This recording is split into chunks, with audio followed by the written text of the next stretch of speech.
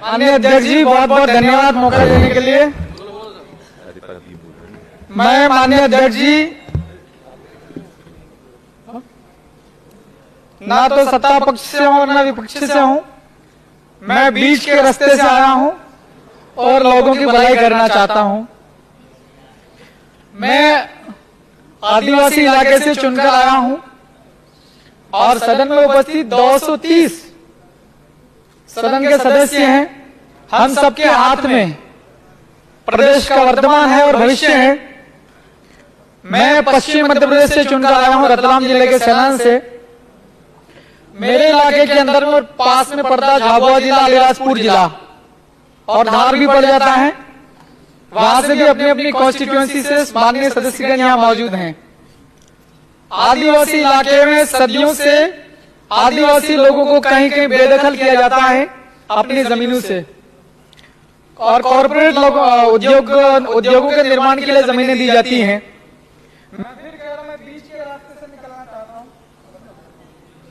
Mic देखो उनका क्या गड़बड़ है।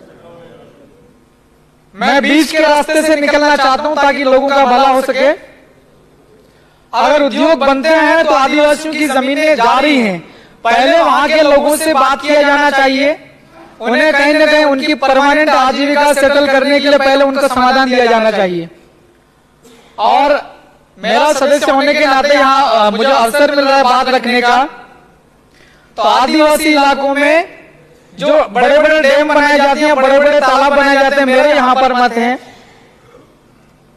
छोटे डैम बनने चाहिए ताकि लोगों की जो जमीनें हैं वो ज्यादा ना जाए, और छोटे छोटे तालाब बनाए जाए तो उनको गहरा किया जाना चाहिए ताकि आदिवासियों की जमीनें ज्यादा ना डूब क्षेत्र में ज्यादा ना जा सके।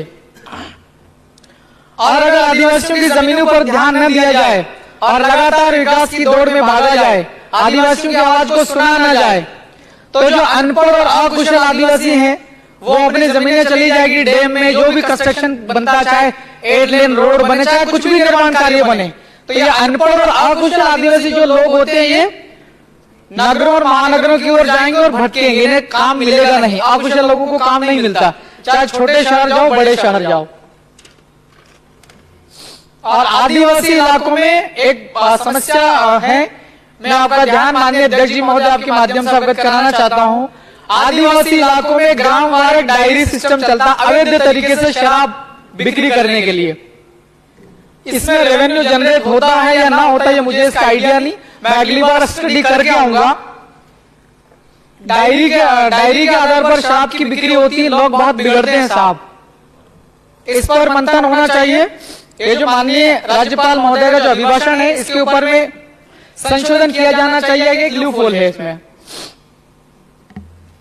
और मेरा तो यहाँ पर कहना चाहता हूं मैं कि आदिवासी इलाकों में शराब पूरी तरीके से बंद हो जाना चाहिए। क्या शराब हम लोग बेच करके रेवेन्यू जनरेट कर पाएंगे क्या? दूसरे बहुत सारे तरीके हैं ये जनरेट करने के। व्यापारी लोग व्यापार करेंगे और रेवेन्यू जनरेट होएगा।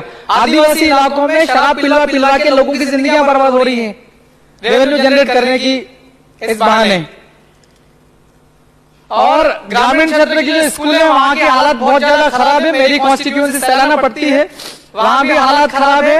और पूरी पश्चिम मध्य प्रदेश, रतलाम, झाबुआ, अलीराजपुर, धार, बड़वानी, खरगोन, खंडवा, इधर भी हालत खराब है। स्कूल के अंदर कक्षाएं ठीक से संचालित नहीं हो रही है। टीचर्स है तो बहुत कम है संख्या में, और जो है तो उन्हें भी दूसरे काम दिए जाते हैं शासन की दूसरी कल्याणकारी योजनाओं को लागू करने के लिए।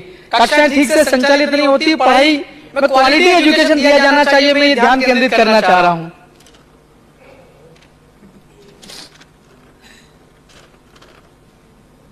और माननीय अध्यक्ष जी आपके माध्यम से मैं सरकार तक अपनी बात कहना चाहता हूं। अलग अलग बहुत सारे विभाग हैं, अलग अलग मंत्रालयों में बहुत विभागों में हजारों वैकेंसीज, जो विभागों में पद जो है वो खाली पड़े हुए हैं, इन्हें भरा जाए। अगर भरेंगे तो जो काम अच्छे से होएगा और जो सरकार की जो जन कल्याणकारी पॉलिसी नीतियां हैं, जो योजनाएं हैं, वो योजनाएं ठीक से लागू हो पाएगी। योजना का लाभ हर एक व्यक्ति तक मिल सकता है। जब हमारे पास में कर्मचारी ही नहीं होंगे तो योजनाओं का क्रियान्वयन कौन करेगा? आदिवासी इलाकों में सरकार की कल्याणकारी योजनाओं के क्रियान्वयन में भ्रष्टाचार बहुत ज्यादा है, बहुत चरम सीमा पर है। पंचायतों में दोनों ही सरकार है, जब डबल इंजन की सरकार हम लोग कहते हैं यहाँ पर हम सब, तो पंचायतों में विकास कार्य करने का सबसे जो ज्यादा जिम्मेदारी होती है सरपंच, सचिव और रोजगार सहायक। इसके अलावा एक इंजीनियर भी होते हैं। इन पर नियंत्रण रखना बहुत ज्यादा। समाप्त करें। 1 मिनट 2 मिनट और दीजिए अध्यक्ष जी। और आदिवासी इलाकों के अंदर में सार्वजनिक कुओं और तालाबों का ये तो काम करना ही है। चलिए 1 मिनट के अंदर अपना ध्यान केंद्रित करना चाहता हूं साहब। आज से लगभग 22 साल पहले श्रद्धेय अटल बिहारी वाजपेयी साहब भारत के प्रधानमंत्री थे। इस देश में 2 इलाके ऐसे थे जहां पर आदिवासी लोग बहुत ज्यादा परेशान थे, उनकी समस्याओं का समाधान नहीं हो रहा था। सन 2000 में ही मेरे ख्याल से झारखंड और छत्तीसगढ़ 2 अलग राज्य बने थे।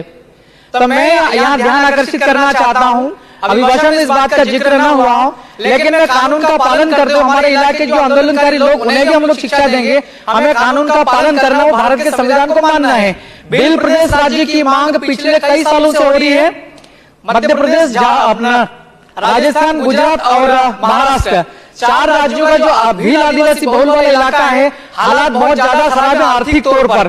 तो एक अलग राज्य की मांग पूरे 4 राज्यों के लोग कर रहे हैं, मैं अकेला नहीं कर रहा हूं। तो इसको ऊपर थोड़ा चर्चा और मंथन होना चाहिए। 230 माननीय सदस्यों से मेरा अनुरोध है, अपने दिमाग में इसके ऊपर चर्चा होना चाहिए। अलग राज्य बनने से कोई नुकसान नहीं है भारत के इस राष्ट्र को। 2000 में झारखंड बना तो भारत को राष्ट्र को कोई नुकसान नहीं हुआ। छत्तीसगढ़ बना, अभी हालात बहुत अच्छे हैं, वहां पर विकास हुआ है। अगर अलग से भील प्रदेश राज्य बनता है तो भारत की राष्ट्रीयता को, एकता को कोई नुकसान नहीं है। एक अलग राज्य बनना चाहिए। बात रखने के लिए मौका दिया और सुना, बहुत बहुत शुक्रिया। श्रीमान महेश परमार जी। धन्यवाद माननीय अध्यक्ष महोदय, आपका हृदय से आभार, क्योंकि आपने मुझे बोलने का अवसर दिया और मैं अपने आप